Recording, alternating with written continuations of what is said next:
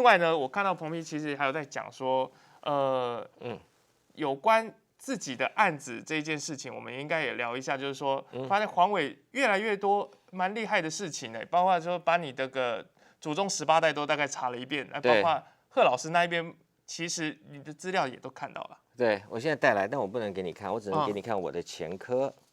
反正简单的讲哦，我看到了另外93个彭文正的户政资料，还看到了2个叫做贺德芬的户政资料，一个是老师，一个是无辜的人。你讲的彭文正，我今天是我还不在脸上，我在脸书上随便打一个彭文正啊。至少3到4页以上的彭文正，蔡奇亚米亚吗？蔡奇亚也不算蔡奇亚米亚，但是就是大家觉得这个名字很好听吧？还有甚至还有警察是彭文正，有什么都有，有国民党前省党部主委也叫彭文正，大概大我个10几岁，现在应该70、80岁了。哇！对，以前很多时候他一升官，我就收到花篮。以前你受他的盛名所累，他现在可能受你的盛名所累比较多一点吧。他收到传票，他收到不小心寄到他传票，老人家还要出庭这样子。对，那还有很详细，那还有这真的是我不太能看到的。没有，我的可以给你看，我自己泄我自己的密给你没有问题，其他的你不能看。你看，那对啊，我就。现在以后贺德芬跟林环强对我都很好，因为我掌握他的所有秘密。对。然后你看我这个就是赫然发现啊，因为那个黄伟去调我的资料会调得很详细嘛，赫然发现我前科累累啊，我真是个坏分子啊！你看我有1、2、3，我有7次被告的记录，我都不知道7次哦，我都不知道。只被告了7次，你是7次？我有7个案子，我被告过7个案子，我自己只知道其中的。我有出庭的，我有一次被爱国同心会告嘛，那个说的也很冤枉。我在正经看民事的时候，我们播了一段，我不知道你记不记得，我觉得你们应该有播，就是半岛电视台有一个调查报道，他们就潜入那爱国同心会，然后去偷录了一些东西，那很多媒体都有报，我们只是转载别人，然后讨论那个东西，我就被爱国同心会告，然后我就出了新北还是台北的那个法庭，那时候我心里还很低估。我说你法官你不无聊嘛？这种东西我们就是转载别人的东西，然后来讨论，每天政治的节目都这样。是，那他当然他就我问一问以后就没事了，就没有不起诉。那可是我就觉得很无聊，被告还要去出庭。那除此之外，我到目前为止被告是全胜，除了馆长那事情那很扯。馆长那个等一下再聊，那很扯，我根本没有收到那个。我没有出过1次庭，没有出过1次状。我等一下真的很好奇啊，因为我真的没有收到。这个其实不用骗人嘛，你台北地方法院，你去看送达有没有人签名，有没有人签名就知道有没有送达嘛。那既然没有送达，你连我的这个前科兵役资料，那个台北地检署跟地方法院都调得到，你不知道我家住哪里，对不对？你会不知道我户籍没有人吗？哎呀，真是这不扯了。好，那。你看，我们来看看，我有7个被告资料，大部分都是侦查，然后侦结我就不会知道，就是侦查不公开，然后他就签结了。但是你被告你也不知道，我不知道，这不合理啊，这没有保障到人民的基本权利啊。2种可能性嘛，一个他就是去寻求公诉嘛，那检察官就去侦查，侦查完了又直接签结。他就不麻烦你了，他就不调你来问了，因为觉得无聊，就把你签结了。但有人告你这件事情，你不应该。如果他告了民事或者是刑事，那就应该要传我。好，除非你决定不起诉，会觉得没必要。比方说我乱告，我告徐府啊，然后写了一大堆阿里不达的理由，那顶多检察官就把我找去问说你为什么要告他？你告这个东西有点无聊，什么口罩戴歪了，我要告他。好，那结果。他就不用去传徐府，因为觉得你传你干嘛无聊？你碰到一个疯子告你，你懂吗？但我不需要知道这个疯子告我吗？不知道，他就直接把你签结了。好，那像我这个案子里面就有很多疯子告我，所以我这8个前科里面好像6个是签结的。就检察官觉得无聊嘛，无聊就签结。像我们做争论节目的时候，很多人没事，像有人爱徐府没爱到也会告你，对不对？反正我们目前没有这个经验，很可惜啊，爱不到徐府，好告徐府一下，很多怪人嘛，所以。我才知道哦，原来我前科累累啊。你看，你们要不要看？真的对啊，看没关系啊，因为我自己泄我自己的密无所谓了哈。可是黄伟就不能泄我的密啊，黄伟就不能把我这个东西给贺德芬、给林环强看呐，也不能让贺德芬的给我看呐，也不能给我的律师看，也不能给蔡英文的律师看呐。但是他这个是让你们窝里反这样子。所以我觉得你太过分了吧？对不对？可是我很好奇，彭斌，为什么像这样子？前科，你的前科或你的隐私这些前科累累，对。好，为什么要到美国去告黄伟？因为啊，人权在台湾不值钱。林环强教授是美国公民，如果有人泄露了人权在美国是值钱的，很值钱，很重视这个。美国像 FB 曾经被告过20几亿台币哦，赔偿哦，包括抖音很多都被告过大钱，都在美国告成的，因为你要在中国告人权，谁理你啊？对不对？所以刚好，那你说我们如果要去美国告，人家说你谁啊？林环强教授刚好美国人，美国公民，所以他在美国告黄伟。黄伟，你倒大霉了啦！我跟你讲，你们哦，在台湾的很多司法官没有把人权当一回事，包山包海。记不记得那时候黄世明什么那个跟马英九还有那个柯建铭、王金平不是打成一团吗？后来才赫然发现，原来你这个特侦组这么厉害。挂线是爱挂谁就挂谁，东挂西挂，整个立法院总机都被挂了，我不知道你还记不记得？反正也没有人监督得到。对，结果后来有一个检察官很了不起，他叫林秀涛，他连女儿的手机都被挂了，他火大，他就告他这个长官黄世明，3年后下来判赔他10万，虽然很无聊，10万3年可能律师费啊时间都不止，可是他立下了一个案例，就是说。你官位再大，你也不能这样乱搞啊！你再怎么样堂而皇之，国家安全你也要依法行事，不能随便探人隐私，随便揭露。我说黄伟倒大霉了啦，这个案子到美国去告他，他死定了。那这样他出庭要到美国出庭啊？要看当告他的这个律师够不够强啊？很难讲啊。但是赔偿我看跑不掉的啦。难怪你说这个美国因为有过这个人权非常重视的案子，所以。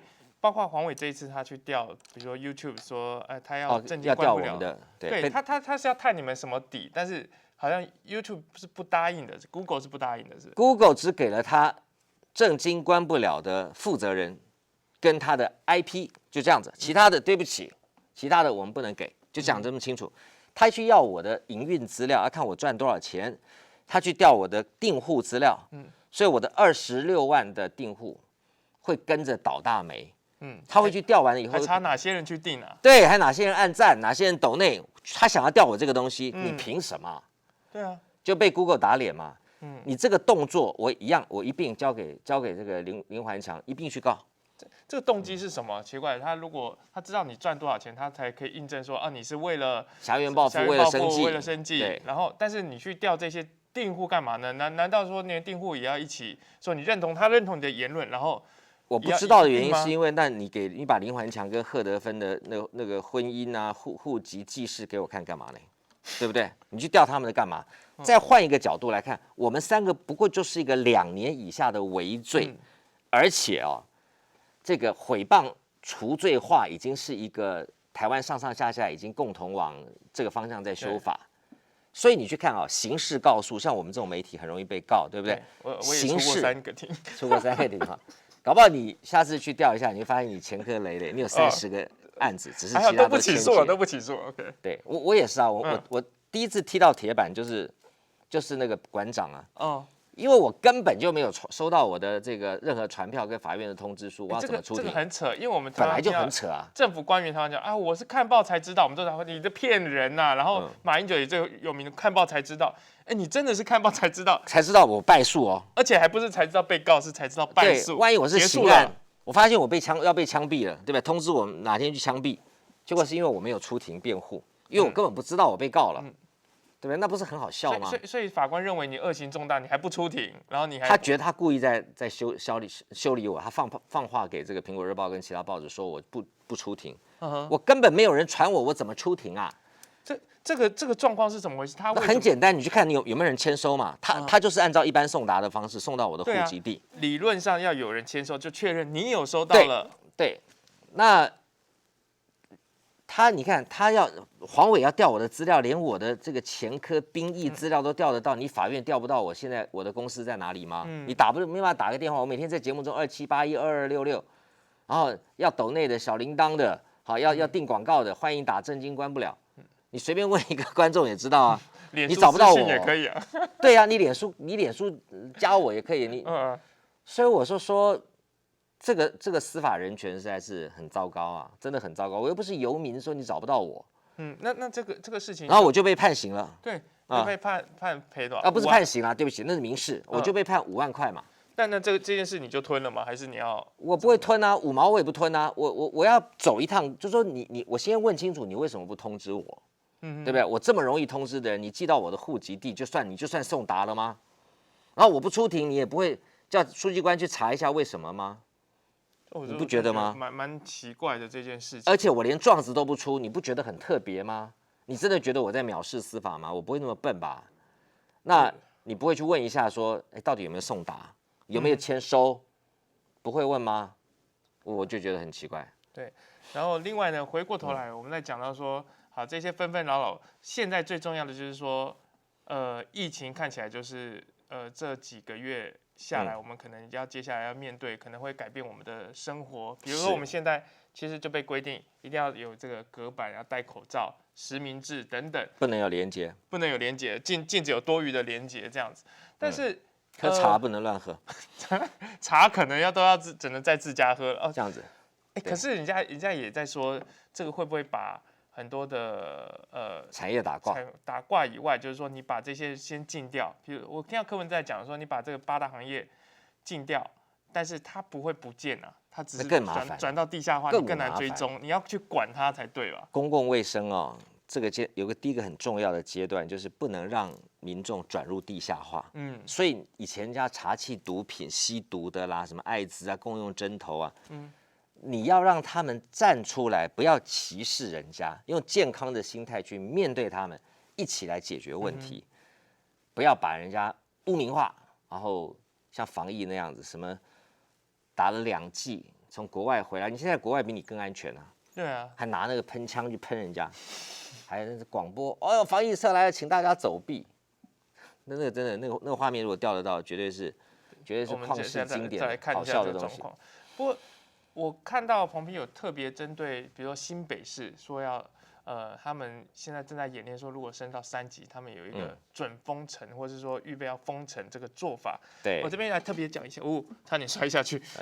新北市的封城方案这边有一个禁足21天，第二个你不得搭乘大众运输，第三个步行、骑车、开车，然后。这个是什么？步行、骑车、开车可能有所管制。第4个说要携带身份证。第5个公车会减少25%的班次。第6个每人每周只限外出3次。哇！第7个管制桥梁、道路、车站。第8个红黄线开放停车啊。OK。第9个医疗轻重症分流。第10个外送暂停。当然里面有一些对生活上面真的会有影响的，比如说。你外送暂停了，然后你又管制出入这件事情，我知道彭斌有在认为说这个封城方案是不是有待商榷的地方？我怀疑这个是哪个笨蛋做的。我后来想想，好像他们只是在演你，是不是？对，他们是有一个方案规划，就是说如果疫情到了某一个程度的话，要这样子。那这个哪个笨蛋提的方案？我讲2件事情哈。第一个，那个小朋友高兴死了，现在上学上1天休1天，开心死了，对不对？那台大学生，对不起啊，住新北的啊，你们就不要来了啊。可新北到外县市非常多啊，那多得很，学生就是这样子啊。那第3个，最后你会发现饿死的比 COVID-19 的多了个几10倍，因为停止外送啊，对不对？所以还不能每周每人限外出3次，要怎么算？所以这些要怎么做得出来？所以你会看，就是台湾的。政府官僚其实有时候也不分党了，你知道，就是这个政府的文化形成了，渐渐的朝北韩化了。就是政府呢出一张嘴，就制定一些很不合理的规则，然后让小老百姓啊遭个琵琶串呐。那这个目的就是在什么？这一样是在追病毒嘛。知道，就是在隔离病毒，你隔离不了啦，你赶快把疫苗引进啦。然后赶快让大家想筛就能筛，然后不要再给我搞7000块，7000块我告诉你，连我跟徐府啊，我不知道徐府的身价了，徐府身价应该比我高，大概黄皮的1/10%，不到1%哦，真的吗？真的、口袋里我口袋里零用钱，我身上没有皮包。那问题是我只有100块，你只有1块吗？我连1块都没有。那有几个人可以付得起7000块筛检嘛？而且你真的会筛，你不会是一个人筛，你会是一家筛嘛，对不对？如果你觉得你今天有症状，那你一家5口35000，台湾有几个家庭可以 afford 拿35000出来筛检？这个政府太荒唐了啦，大笨钟。大家一直在讲说这个筛检应该是可以再降低它的价格嘛，0元呐，0元呐。我在美国就是 Walgreen， 我又不是美国公民，我拿中华台北的护照 Walgreen， 30秒免钱呀。那你让你在防疫中心，而且我还做了2次，你知道吗？因为我上飞机 delay， 我又超过3天了，我又再去1次。就你要做几次就几次，就是不要钱呐。你说不要钱这件事，我想到昨天李秉颖医师他又讲到，就防疫中心的所谓的5月天其中之一嘛，对吗？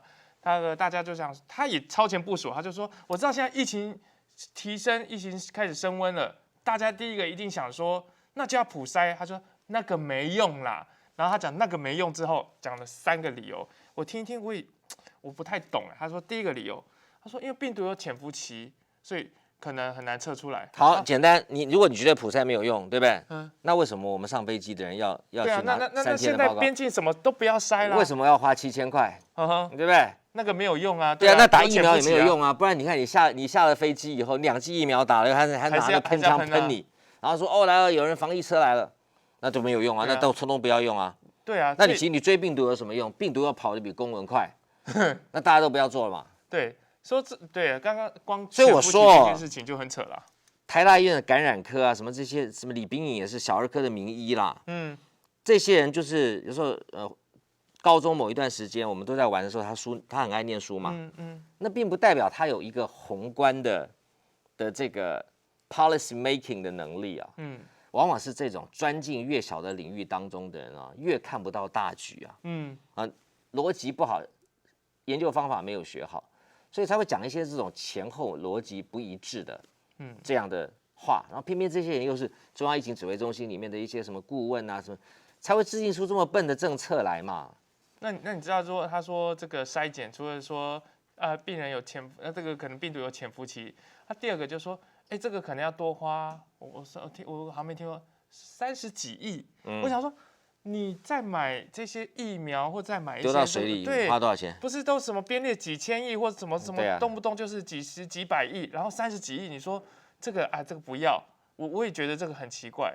到底普筛讲了这么多理由不做的理由，我现在在想面子问题。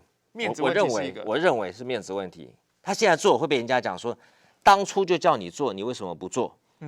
现在才做，来不及，一定会。就我觉得是面子问题，没别的。可是他们很常就是反正法条一过，我就换一个方式说，这个时空环境不同，现在状况我觉得需要普筛了，搞不好那个有些人比较能凹，有些人就是更硬嘛，喜爱也衰配嘛。我真的是觉得台湾真的很不幸，就是说碰到一群很笨的官僚，来主掌台湾的命运啊。因为我现在担心的是，会不会除了面子以外，后续假设我真的普筛之后发现，对，这也是个面子，这也是个面子问题。我后续的医疗的不管的确诊数多之后的那一些收治啊，一些病床啊，一些隔离，我们后续的配套有没有？不就会戳破他自己的那个前面的那个吹牛的大气球？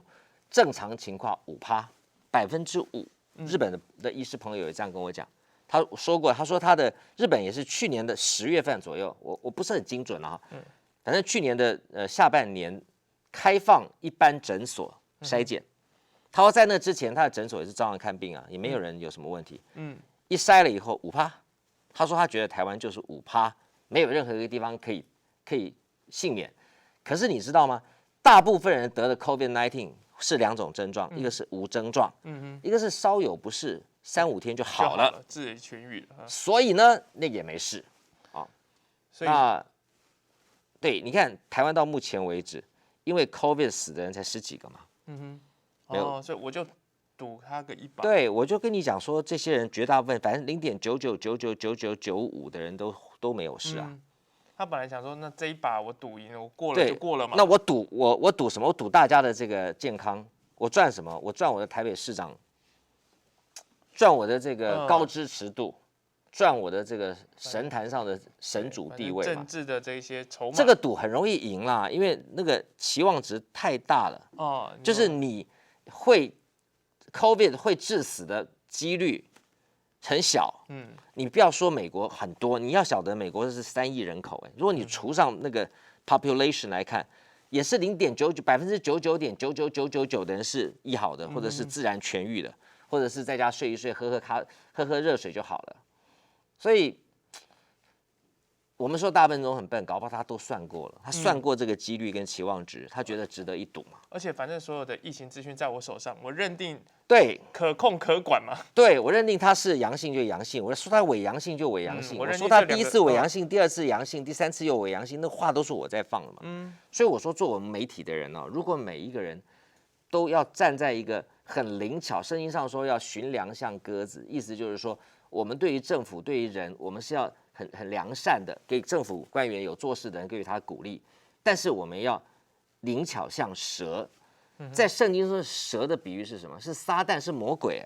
圣经为什么？上帝为什么叫我们去学魔鬼的灵巧或者干跳？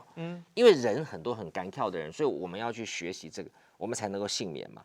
所以我说，我们媒体人就是不要一天到晚被这些政府官员给糊弄了。所以以前我跟我的学生讲，你们为什么要学研究的方法？他们觉得老师我学统计学研究方法干嘛？我说就是要让你们将来不要被政府糊弄了。就是你至少你不懂这一行，但你懂得逻辑，你会从他讲话的逻辑当中判断他说的话有没有道理。对，因为我们刚才看到这个，我稍微看一下最新讯息，这几天下来，恐怕今天的确诊数又新增新高了。我刚才看到。好像说至少可能会超过20例，但等一下指挥中心说明的为准啊。20例还是很少，超过。如果我们把它除以人这个 population 还是很少，但是绝对不止20例。对，所以是不是连那个疫情这个确诊数这个资讯还掌握在手里，这样子慢慢的放？这是他们在放的，所以我就觉得，对。好，最后一点点时间哦。当然，观众看论文开箱也很关心，说最近除了官司之外，在查论文们的进度有没有什么样的？新进度或是有没有像新发现可以跟我们评判一下？我最近在阅卷嘛，把那个黄伟，其实这个论文们这些犯罪集团犯的最大的错，就是起诉了我。如果我们3个都不起诉稀里糊涂的甚至他直接把它侦结掉的话，他调阅的这些资料都不会露出来。他现在一露出来以后他们拿出来很多的。资料，他们认为那是证明蔡英文有博士学位的资料。一会儿英国什么谁写信，在我们眼里恰恰好是你们这个犯罪集团犯罪的赃物啊。我这边就不多讲了。等到法庭上，我们在台湾、美国、英国一同步打开的时候，你就知道潘朵拉的盒子，这里面全是病毒。就是这一群人办事不牢，然后又不是很用功，所以我说蔡同学最后就笨在哪里？笨在那个猪队友。你知道，就跟猪八戒一样，怎么死最后就笨死了。就是他旁边的这些人，就是能力不强，然后使命感没有像我们这么强。就是我追这个东西，然后研究方法也没学过，所以他好几个团队去兜他的那个东西，而且想办法证明论文是。国内有一群人，然后去弄公文啊，什么造假国外去找公关写弄什么有的没的，然后去弄一些东西，就一兜在一起，兜不拢。你复杂的痕迹越明显，变成到最后。可能看出来的证据越来越多。我们现在是进入晋升期，因为我们不想在节目或在公开的地方再说了。这些东西一丢出来，我跟你讲，台湾真的是因为论文们要准备打包看起来的人从一个棒球队已经变成了一个有什么比棒球队更多的？比棒球队一个联盟吧，变一个联盟了。对，大家集思大概差不多 MLB 啦。好，最后一点点时间，我要问说，当然我看到最近陆续很多的单曲出来了，那包括彭PD也一直在讲说，这个电影的进度也一直有在进展。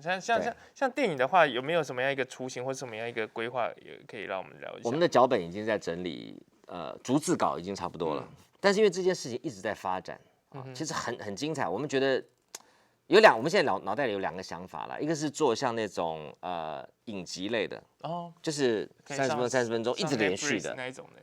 我们现在的脚本是影集类的，那另外就是因为我在飞机上看到一部电影叫《Just Mercy》我觉得很值得看啦。就是一个年轻的黑人律师。对，你看过是不是？对，我觉得蛮感动的。你要知道说，这个世界上这社会会进步，就是因为有些人不计较名利，那做很微小的事情，可是却改变了世界，做了很大的影响。那或者去做这种东西，但是因为论文们太精彩，你知道那个细节太细太精彩。那个犯罪的手法跟犯罪的人牵扯到真的很广，所以我怕一个电影1个多小时、2小时没有办法把很多东西拍得那么精准，又那么应该是说没有办法弄得这么好，还在天人交战了。我觉得做成影集会很精彩，拭目以待了。那我看到很多的观众留言说，那今天节目只有1小时吗？他1小时已经到了吗？他说怎么这么短？他们觉得意犹未尽。那每天晚上你就晚上8点钟准时锁定这个彭批的震惊关不了。那我们的论文门开箱是每周5的下午1点钟，如果你错过的话，你还可以来补课。那我们今天时间大概1个小时已经到了，所以也是谢谢彭批。那希望说大家身体都很健康。来脱一下这个口罩，证明我不是彭于晏。帅，这个是彭成六。彭成六。好，拜拜。拜拜。